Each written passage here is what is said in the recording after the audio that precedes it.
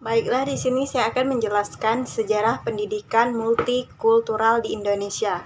Pendidikan multikultural lahir sejak 30 silam, yaitu sesudah Perang Dunia Kedua, dengan lahirnya banyak negara dan perkembangannya prinsip-prinsip demokrasi. Pandangan multikulturalisme dalam masyarakat Indonesia dalam praktek negara belum dijalani sebagaimana mestinya.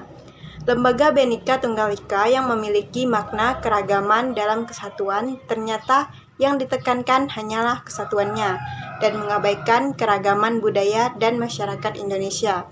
Pada masa Orde Baru menunjukkan relasi masyarakat terhadap praktek hidup kenegaraan tersebut. Ternyata masyarakat kita ingin menunjukkan identitasnya sebagai masyarakat Bhinneka yang selama Orde Baru telah ditindas dengan berbagai cara demi untuk mencapai kesatuan bangsa. Demikian pula, praktis pendidikan sejak kemerdekaan sampai era Orde Baru telah mengabaikan kekayaan kebenekaan kebudayaan Indonesia yang sebenarnya merupakan kekuatan dalam suatu kehidupan demokrasi. Sejak jatuhnya Presiden Soeharto dari kekuasaannya, yang kemudian diikuti dengan masa yang disebut era reformasi, Indonesia mengalami disintegrasi, krisis moneter, ekonomi, politik, dan agama yang mengakibatkan terjadinya krisis kultural di dalam kehidupan bangsa dan negara. Pada era reformasi, pendidikan dijadikan sebagai alat politik untuk menyelenggarakan kekuasaan yang memonopoli sistem pendidikan untuk kelompok tertentu. Dengan kata lain, pendidikan multikultural belum dianggap penting walaupun realitas kultur dan agama sangat beragam.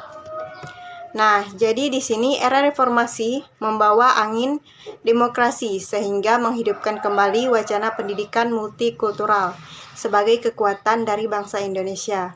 Dalam era reformasi ini, tentunya banyak hal yang perlu ditinjau kembali.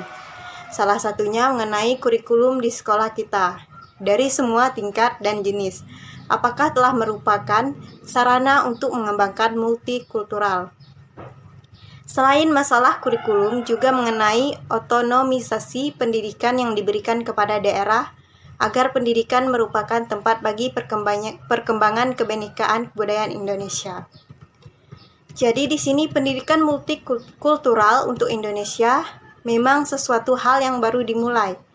Indonesia belum mempunyai pengalaman mengenai hal ini.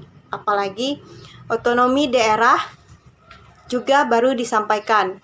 Oleh sebab itu diperlukan waktu dan persiapan yang cukup lama untuk memperoleh suatu bentuk yang pas dan pendekatan yang cocok untuk pendidikan multikultural di Indonesia.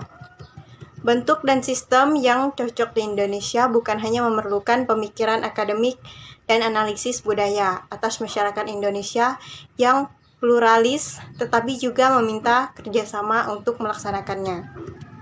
Jadi di sini dimulainya multikulturalisme sejatinya pertentangan dengan monokulturalisme dan juga asimilasi yang dimana menjadi sebuah bentuk akan norma dan juga paradigma yang berada di antara berbagai macam negara yang dimulai pada abad ke-19.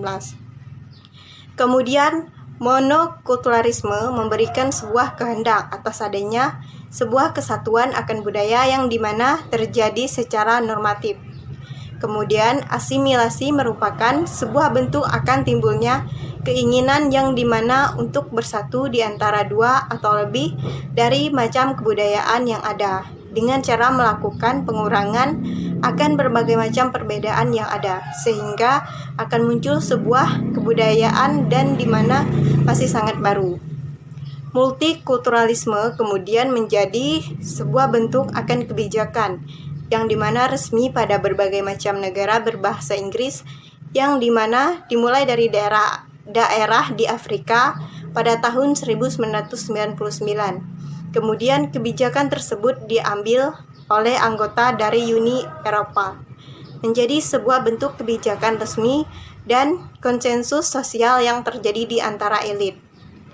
Kemudian dalam beberapa waktu kebelakang, berbagai macam negara di Eropa seperti Inggris dan Prancis melakukan perubahan akan kebijakan yang diambil untuk menjadi kebijakan multikulturalisme. Baik, sekian penjelasan dari saya yaitu mengenai sejarah perkembangan pendidikan multikulturalisme di Indonesia. Terima kasih.